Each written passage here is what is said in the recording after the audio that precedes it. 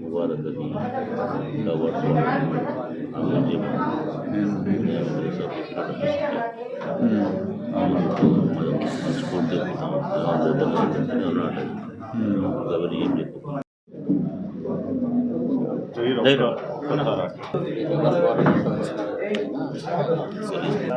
స్వర్ణమ్మ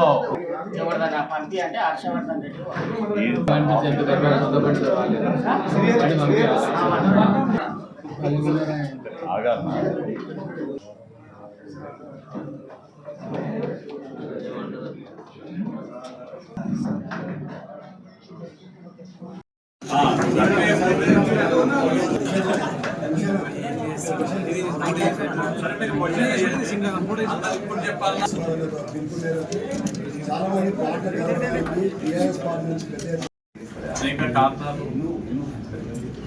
చివరి వారం రోజులు కొద్దిగా సమన్వయ లోపం జరిగింది. కార్యకర్తలకు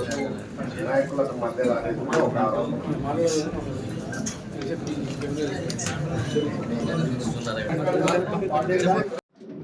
గౌరవ శాసనసభ్యులు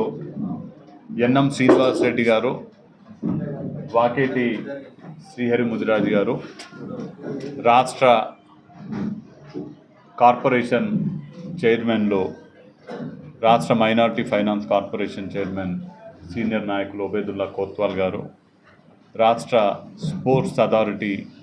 చైర్మన్ యువజన కాంగ్రెస్ రాష్ట్ర అధ్యక్షులు శివసేన రెడ్డి గారు, మహబూబ్ నగర్ మున్సిపల్ చైర్మన్ ఆనంద్ గౌడ్ గారు, వైస్ చైర్మన్ పాషా గారు, రాష్ట్ర కాంగ్రెస్ పార్టీ అధికార ప్రతినిధులు గాల్రెడ్డి హర్షవర్ధన్ రెడ్డి గారు, జహీర్ అఖ్తర్ గారు, కాంగ్రెస్ పార్టీ నాయకులు ఎన్పి వెంకటేష్ ముదిరాజ్ గారు, చంద్రకుమార్ గౌడ్ గారు, పురుషోత్తం రెడ్డి గారు, బెన్హర్ గారు పాల్గొంటున్నటువంటి ఈ పాత్రికేయ సమావేశానికి విచ్చేసినటువంటి ప్రింట్ అలానే ఎలక్ట్రానిక్ మీడియా మిత్రులకు,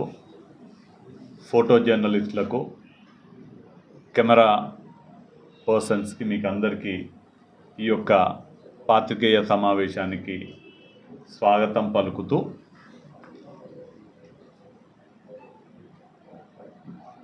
లోక్సభ ఎన్నికలు ముగియడం జరిగింది. లోక్సభ ఎన్నికల ఫలితాలు వెలువడడం జరిగింది. ప్రజాస్వామ్యాన్ని గౌరవించే ప్రతి ఒక్కరు కూడా ఎన్నికలని అత్యంత పవిత్రంగా భావించి ఎన్నికల ఫలితాలను కూడా అదే విధంగా స్వీకరించేటువంటి నేపథ్యము, స్వీకరించేటువంటి పరిస్థితులు మన దేశంలో ఉన్నాయి. స్వర్ణమ్మ గారు కూడా వారి స్వాగతం పలుకుతూ, మొన్న జరిగినటువంటి ఎన్నికలలో వచ్చినటువంటి ఫలితాలని గౌరవిస్తూ కాంగ్రెస్ పార్టీ అభ్యర్థిగా నేను పోటీ చేసినటువంటి తరుణంలో నా కోసము, నా గెలుపు కోసము జనవరి 31 నాడు పాలమూరు న్యాయయాత్ర ప్రారంభిస్తే ఆనాటి నుంచి ఎన్నికల కౌంటింగ్ ముగిసే వరకు నిద్ర ఆహారాలు కూడా లెక్క చేయకుండా కష్టపడి పనిచేసినటువంటి ప్రతి ఒక్క కాంగ్రెస్ పార్టీ కుటుంబ సభ్యునికి నేను హృదయపూర్వకంగా కృతజ్ఞతలు తెలియజేసుకుంటున్నా. ముఖ్యంగా రాష్ట్ర ముఖ్యమంత్రి గారు కానివ్వండి, ఇక్కడ ప్రాతినిధ్యం వహిస్తున్నటువంటి ముఖ్యమంత్రి గారు కాక 6 శాసనసభ్యులు, జిల్లా పరిషత్ చైర్మన్లు, రాష్ట్ర స్థాయి చైర్మన్లు, డిసిసి అధ్యక్షులు, అధికార ప్రతినిధులు, బ్లాక్ అధ్యక్షులు, మండల అధ్యక్షులు, రాష్ట్ర, జిల్లా, బ్లాక్, మండల కార్యవర్గ సభ్యులు, ఇంకా ముఖ్యంగా బూత్ స్థాయిలో, గ్రామ స్థాయిలో పనిచేసినటువంటి కష్టపడి పనిచేసినటువంటి ప్రతి ఒక్క కాంగ్రెస్ పార్టీ కార్యకర్తకు, అలానే పైకి కనపడకుండా పనిచేసినటువంటి సోషల్ మీడియాకి చెందినటువంటి కార్యకర్త, చాలా కష్టపడి సోషల్ మీడియా వాళ్ళు పైకి ఎక్కడ కనపడకుండా సోషల్ మీడియాలో పనిచేయడం జరిగింది. పాత్రికేయులతో సమన్వయపరుస్తున్నటువంటి మీడియా కోఆర్డినేటర్స్ కానివ్వండి, మా బెన్హరన్న లాంటి మిగతా అంటే ఈ లోక్సభ నియోజకవర్గంలో ఉన్నటువంటి మీడియా కోఆర్డినేటర్స్ అందరికీ, ప్రతి ఒక్క కాంగ్రెస్ పార్టీ కార్యకర్తకు, కాంగ్రెస్ పార్టీ అభిమానికి నేను మనస్ఫూర్తిగా కృతజ్ఞతలు తెలియజేసుకుంటూ, ఈ దాదాపు 6 నెలలు అత్యంత శ్రద్ధతోటి, అత్యంత చిత్తశుద్ధితోటి ఈ ఎన్నికల్లో పోటీ చేస్తున్నది వంశీచంద్ర రెడ్డి కాదు, మేమే పోటీ చేస్తున్నాం అన్నట్టుగా అందరూ కూడా కష్టపడి పనిచేయడం జరిగింది. వారందరికీ కృతజ్ఞతలు తెలియజేసుకుంటూ, ఖచ్చితంగా వారి రుణం నాకు అవకాశం వచ్చినప్పుడల్లా తీర్చుకుంటానని కూడా ఈ సందర్భంగా మీ ద్వారా ప్రతి ఒక్క కాంగ్రెస్ పార్టీ కార్యకర్తకు హామీ ఇస్తున్నాను. అలానే మొన్న జరిగినటువంటి ఎన్నికలలో ఓటు హక్కు వినియోగించుకున్న, అంటే ప్రజాస్వామ్యంలో ఓటుకున్నటువంటి బలం మనందరికీ తెలిసిన విషయమే. ఓటు హక్కు వినియోగించుకున్న 12,21,748 మంది ఓటర్లందరికీ నేను కృతజ్ఞతలు తెలియజేసుకుంటూ, మరీ ప్రత్యేకంగా ఈ 12,21,748 ఓటర్లలో మరీ ప్రత్యేకంగా నా మీద విశ్వాసంతో, నా మీద నమ్మకంతో, నేను గెలిస్తే వాళ్ళ ప్రతినిధిగా పార్లమెంట్లో ఉంటానని నా మీద నమ్మకంతో నన్ను విశ్వసించినటువంటి 3,136 మంది పోస్టల్ బ్యాలెట్ వినియోగించుకున్న ప్రభుత్వ ఉద్యోగస్తులకు, అలానే 5,06,147 మంది ఓటర్లందరికీ, 5,06,247 మంది ఓటర్లందరికీ కూడా నేను ప్రత్యేకంగా, అంటే నా మీద విశ్వాసంతో, నా మీద నమ్మకంతో నన్ను ఆశీర్వదించినందుకు వారందరికీ కూడా ప్రత్యేకంగా నేను కృతజ్ఞతలు తెలియజేసుకుంటూ, ఎంపీగా గెలిచినా గెలవకపోయినా ప్రజా జీవితంలో ప్రజలకు సేవ చేయడమే పరమావధిగా నా పార్టీ, మా నాయకులు నాకు నేర్పించినారు. కాబట్టి ఈ మహబూబ్ నగర్ లోక్సభ నియోజకవర్గ ప్రజలకు ఎల్లవేళలా అందుబాటులో ఉండి, ఖచ్చితంగా ఈ ప్రాంత అభివృద్ధి కోసం మా పార్టీ, మా నాయకత్వం అండదండలతోటి కృషి చేస్తానని మహబూబ్ నగర్, పాలమూరు ప్రజలందరికీ కూడా ఈ సందర్భంగా హామీ ఇస్తూ, ఎన్నికలకు ముందు, పోలింగ్ కన్నా ముందు, ప్రచారం ముగియే కన్నా ముందు మేమందరం కూడా పార్టీ తరపున లోక్సభ ఎన్నికల్లో కాంగ్రెస్ పార్టీ అభ్యర్థిగా నేను గెలిస్తే మేము ఏమేం చేస్తామనేది ఒక మేనిఫెస్టో రూపంలో విడుదల చేయడం జరిగింది. ఇవాళ ఎన్నికల్లో గెలవకపోయినా మాకు శక్తి ఉన్నంత వరకు ఖచ్చితంగా మేమేదైతే మేనిఫెస్టో విడుదల చేసినామో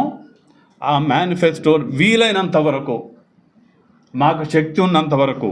ఎందుకంటే కొన్ని రాష్ట్ర ప్రభుత్వానికి సంబంధించి రాష్ట్ర ప్రభుత్వం చేసేవి కొన్ని ఉన్నాయి, వాటిలో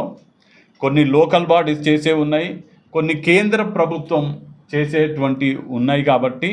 వీలైనంత వరకు, నా శక్తి ఉన్నంత వరకు పార్టీ సహకారంతో, రాష్ట్ర ప్రభుత్వం యొక్క సహకారంతో ఆ మేనిఫెస్టోలో ఇచ్చినటువంటి హామీలు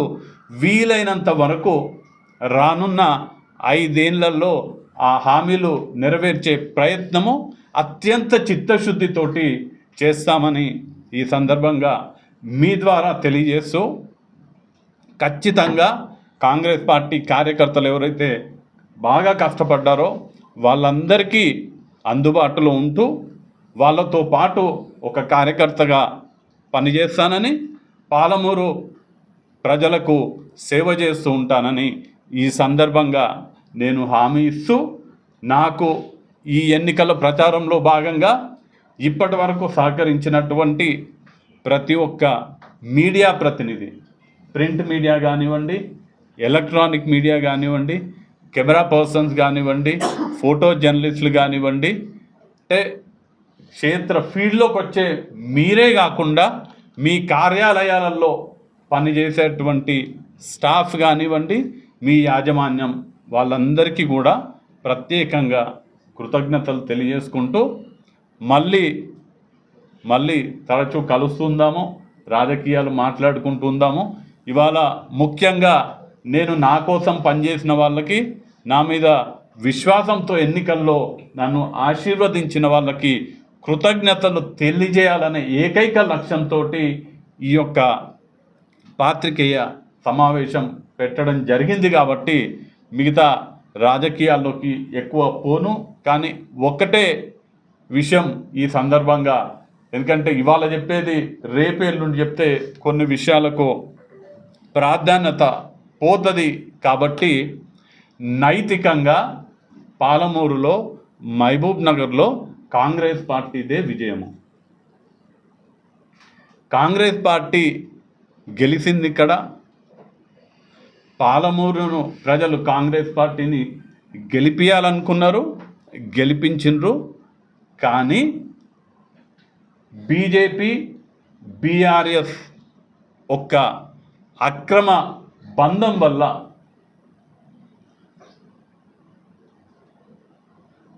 టెక్నికల్గా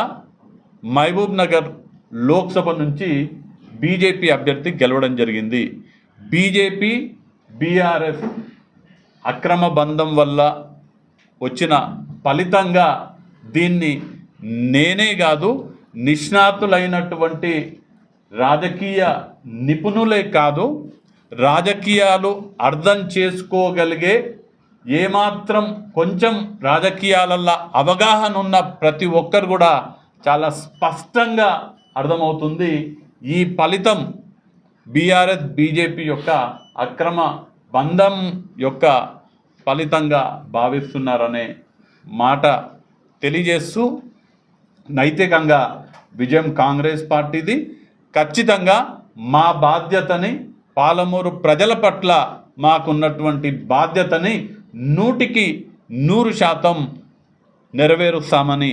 నేను హామీ ఇస్తూ, మళ్ళీ ఒకసారి ముగించే ముందు ఈ ఎన్నికల్లో అత్యంత కష్టపడ్డటువంటి గౌరవ శాసనసభ్యులు అందరికీ కూడా, మక్తల్ వాకేటి శ్రీహరి ముదిరాజ్ గారికి, నారాయణపేట పర్ణికారెడ్డి గారికి,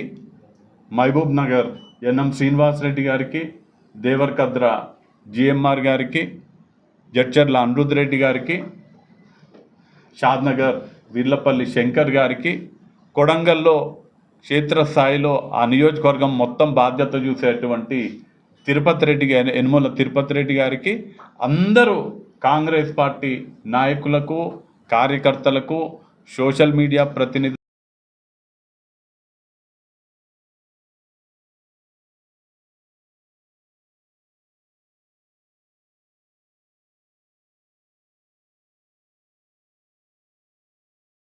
ఈ సందర్భంగా మీ ద్వారా తెలియజేస్తూ, ఖచ్చితంగా కాంగ్రెస్ పార్టీ కార్యకర్తలు ఎవరైతే బాగా కష్టపడ్డారో వాళ్ళందరికీ అందుబాటులో ఉంటూ, వాళ్ళతో పాటు ఒక కార్యకర్తగా పనిచేస్తానని, పాలమూరు ప్రజలకు సేవ చేస్తూ ఉంటానని ఈ సందర్భంగా నేను హామీ ఇస్తూ, నాకు ఈ ఎన్నికల ప్రచారంలో భాగంగా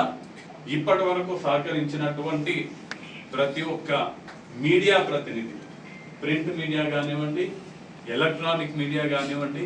కెమెరా పర్సన్స్ కానివ్వండి, ఫోటో జర్నలిస్టులు కానివ్వండి, అంటే క్షేత్ర ఫీల్డ్లోకి వచ్చే మీరే కాకుండా మీ కార్యాలయాలలో పనిచేసేటువంటి స్టాఫ్ కానివ్వండి, మీ యాజమాన్యం వాళ్ళందరికీ కూడా ప్రత్యేకంగా కృతజ్ఞతలు తెలియజేసుకుంటూ మళ్ళీ తరచు కలుస్తుందాము, రాజకీయాలు మాట్లాడుకుంటుందాము. ఇవాళ ముఖ్యంగా నేను నా కోసం పనిచేసిన వాళ్ళకి,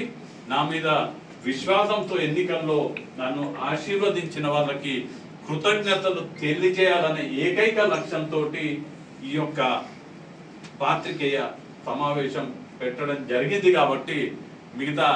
రాజకీయాల్లోకి ఎక్కువ పోను, కానీ ఒక్కటే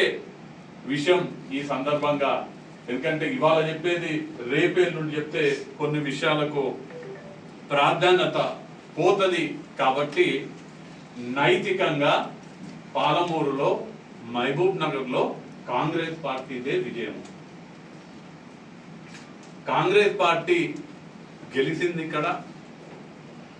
పాలమూరును ప్రజలు కాంగ్రెస్ పార్టీని గెలిపించాలనుకున్నారు, గెలిపించిండ్రు. కానీ బీజేపీ, బీఆర్ఎస్ ఒక్క